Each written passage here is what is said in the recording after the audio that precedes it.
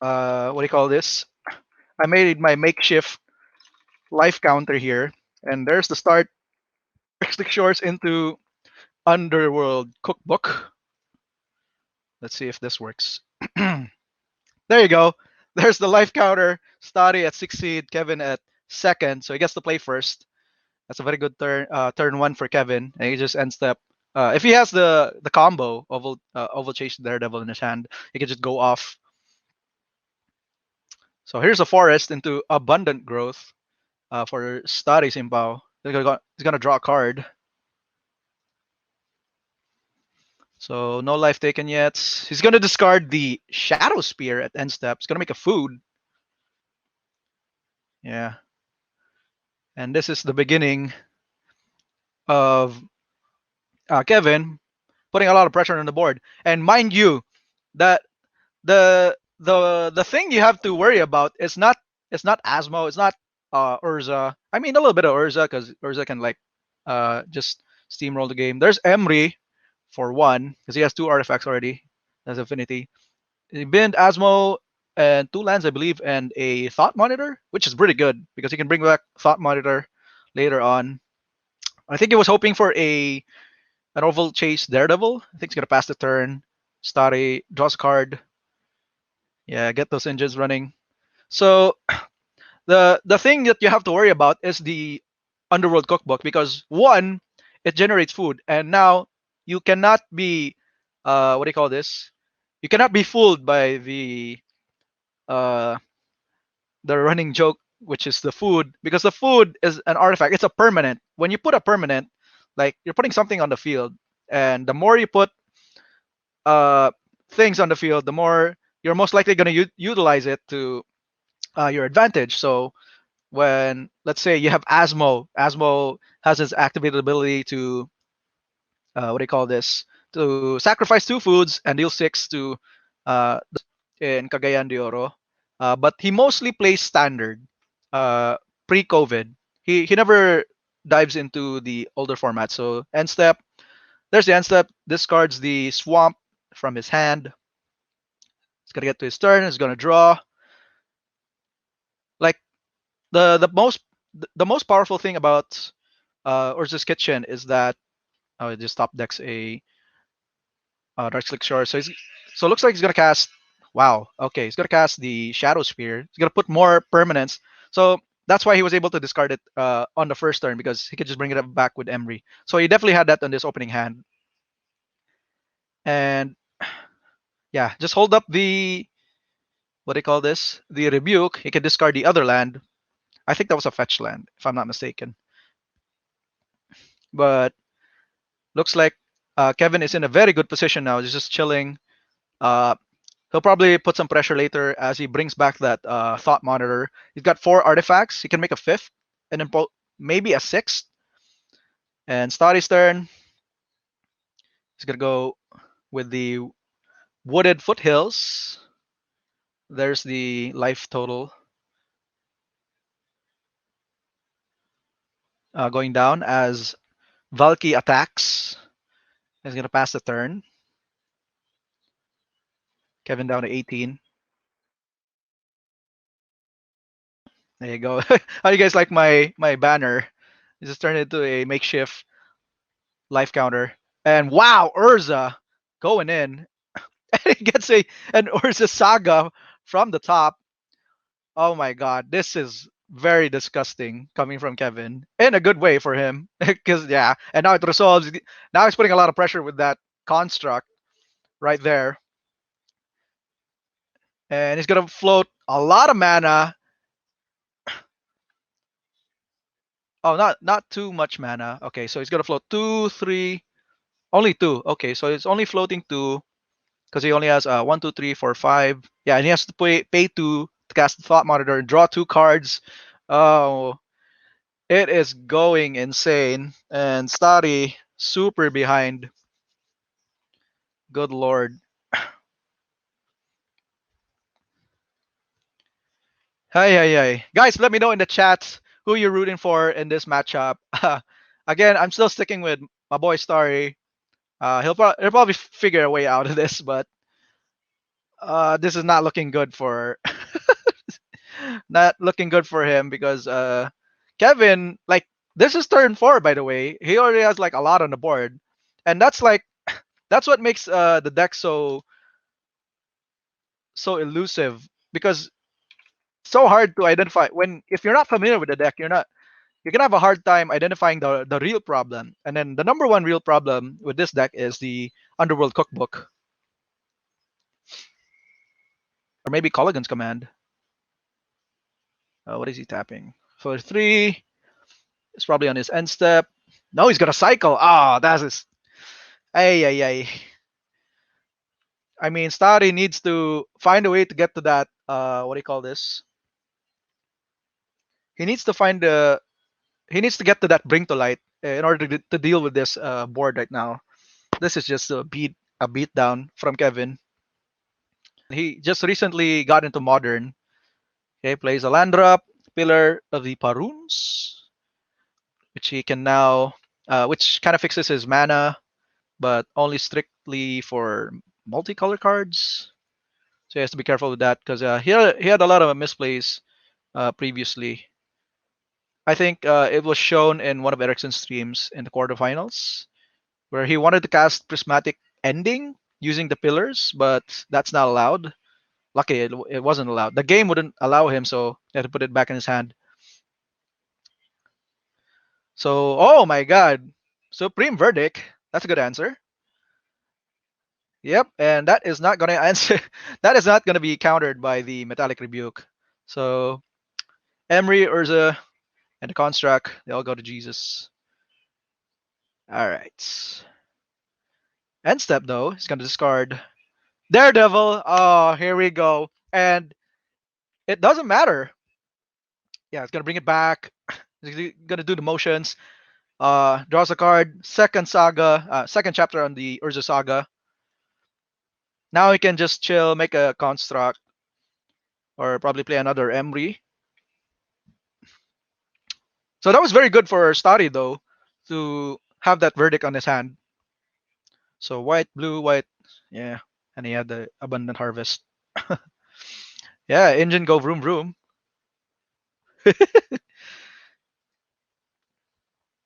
And there's the pithing needle. Island into pithing needle. I don't know what he named though. He could probably name the fairy time raveler if he knows his deck. Because once again, guys, this is already an open deck list.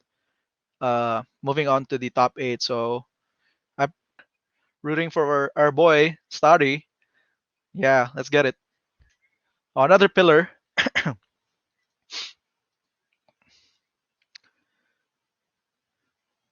And he's gonna pass, I believe, because right now at his end step, he's gonna make a construct. That's 1, 2, 3, 4, 5, 6, 7, and he's gonna make an eight artifact by discarding Daredevil.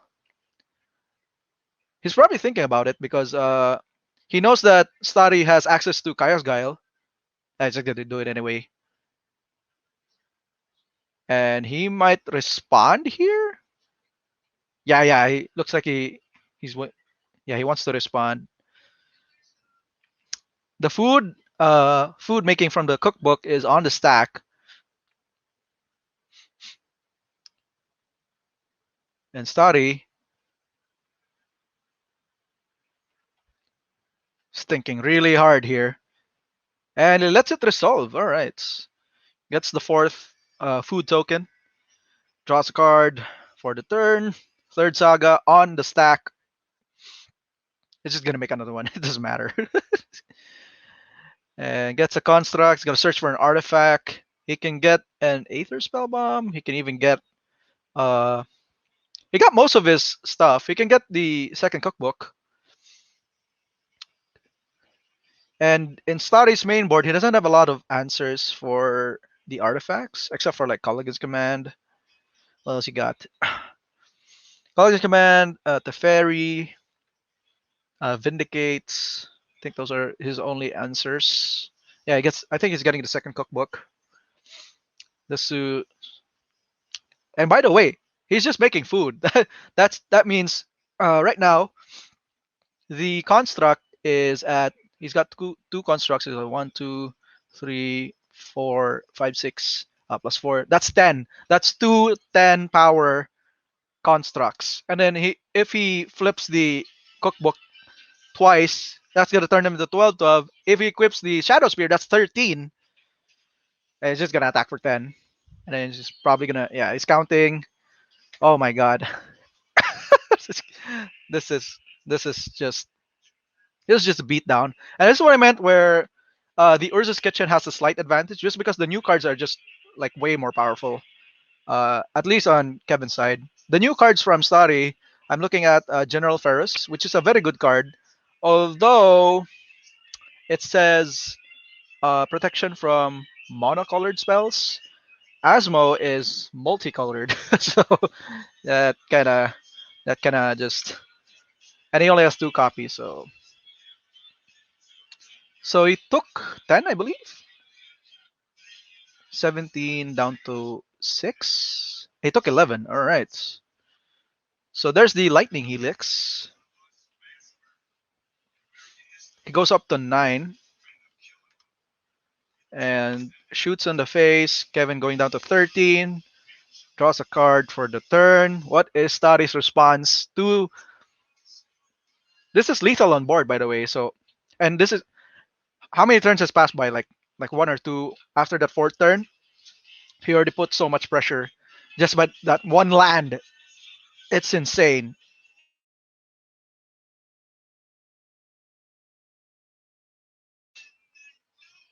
Good goodness gracious. There's the fairy time raveler. Is he gonna let it resolve? He's gonna attempt to counter it, I believe, with the metallic rebuke. Now the question is, will Starry fight over this? No. He's gonna walk right into it. He's probably. I think the fairy is the bait at this point because he's not gonna do that much. Uh,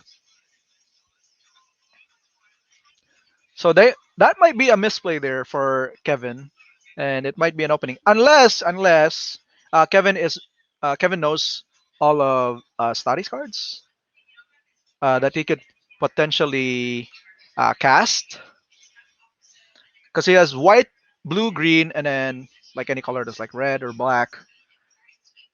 He just passes the turn. Man, this is very rough. He's gonna discard the Daredevil. Starry can respond, I believe, by casting Kai's Guile. He's gonna make another one. Yep. In response, does he have a metallic rebuke? No. It resolves. All right. So I think Starry is gonna choose the mode to sacrifice one of the constructs. Hey, scoops it up. So hard to interact with these combo decks. Probably even the Jeskai Time Walk deck, the Velomachus creativity deck. That was like really good. And they had the ban. They had the ban Time Warp. What? Not even that impressive. The crazy part about that match was that deck was the brainstorm. All right, so there's the first play here for Starry. Fetches a Temple Garden going down to 17. I think this is the Abundant Growth. Oh no, Utopia Sprawl. Oh, that's really good. So that's a ramp.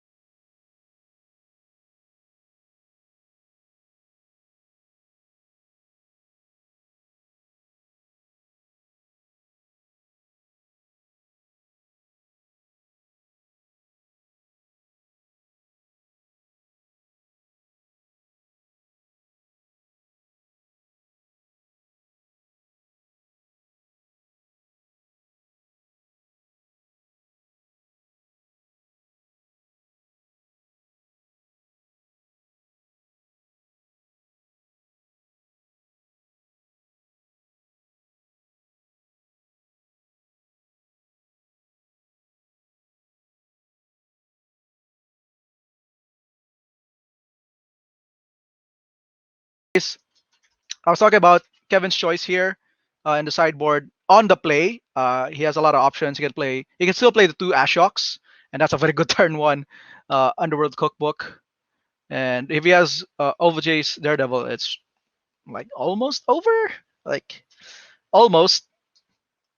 If he has it, if he doesn't, then he still has a lot of work to do. It's still a very good turn one. Uh, the Stony Silence. Yeah. I agree with that, Sir Bobby. My headphones were not listening to me. Uh, pun intended. So, anyways, welcome to the stream, guys. Sir Kevin Early Garcia, welcome. Sir Rafael Barte, welcome to the stream. Oh my God, that's an oval chase to the devil. Yeah. Uh, I am very well familiar with Sir Rafael as well. I think we met back a couple of years ago in one of the conventions in Herbalife. Welcome, sir. Welcome. Yeah, it's good to see you again, especially in the world of Magic the Gathering. So, anyways, let's get into. Yeah, it's gonna make a food. Let me just update the life total. Goes down to 18. I mean, you can see it in Starry screen and its phone, but I just want to make it formal. All right. Let's go, Dave. We got to cheer from our boy, Starry. He got game two very convincingly. Turn two, turn one, turn one, Utopia Sprawl. Turn two, Ren and Six, and turn three, Teferi bouncing a Saga, and that was pretty much it. All right, so it's gonna search a cookbook after casting Asmo. It's gonna cast the cookbook as well. Short Sade. Like, look how many permanents he has on the board, ladies and gentlemen. That is, this deck is nuts. I'm telling you, this deck is something else. And there are only a couple of believers left, at least in the online side, because I've been following a couple of streamers and some of the pros, trying to hear their opinions of the formats. Chef Kevin is already cooking. That's two cookbooks, and he already has the Daredevil and yikes. Starry just passing the turn with a pillar. He's gonna go in for three. Let me just update the life total. I think he went to 17 with a shock. All right, 17. If he takes this, yeah, it's gonna go down to 15.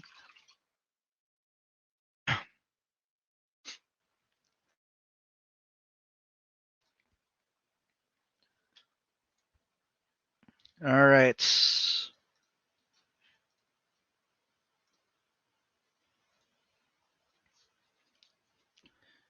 Kevin already at a huge advantage. Urza Saga already on the field, and that is very early. And there's an abrupt decay. I guess he wants to deal with the Asmo. I would want to take out the cookbook. And looks like he's responding to it. Yep. Yeah, there's the cookbook. I think this is the good play here. This is the correct play from Starry because he needs to slow down the synergy that's coming from the cookbook. If he doesn't have anything to shut down the cookbook, he might as well just destroy one of them because two is like too much. He's making two permanents, not food, not like janky artifact that just gains you three life. Permanents that synergizes with Kevin's whole deck, with his Urza, with his Emery, with his Thought Monitor. He's already up to five food tokens. That's five artifacts. Make it six with the cookbook, and then there's the second chapter in the saga. I could just make a. It synergizes with the saga as well because the construct is so big. Oh, hiya. And he's gonna go in for three. He's just chilling with the Asmo. And then Asmo is just keeping Starry honest by not playing his creatures because if they enter, if Starry casts a creature like General Ferris or Omnath or Niv-Mizzet, he just kills it. Oh my god. Wow, he even cast another Asmo, his backup Asmo, just to look for that cookbook. Yeah. That's pretty much what's happening right now. Uncle Roger would be so proud. A thought monitor, like he's super ahead, and Starry is just playing land, passing the turn. I think he's waiting for that turn where he gets to play the fracturing gust. This is still far from over. If Starry can somehow survive this turn, I think that was the opening there for Starry to play a, a removal spell, I guess, because Mardika Dice in the Kulda card is just a very powerful card. Just keeps all the creature decks honest. Like when I saw the spoiler, I'm like, oh my god, Food is finally having an archetype in Modern. It is insane. An actual playable archetype. So he's gonna decide by making that construct. He's gonna get the cookbook, and that's the second cookbook. I think he can survive because right now, but then he may have a rebuke here. So Asmo and construct coming in. 1, 2, 3, 4. That's 6. That's 10 plus 3, 13. That's lethal. He needs to answer this. There's no way. And look at Starry is he's thinking about what to play here. He's thinking like maybe if he has a rebuke, then this is pretty much over. Like he's in a very bad spot. He needs one more turn. Wait, what? Oh, and looks like Starry scooped it up. He doesn't have an answer. Wow. All right.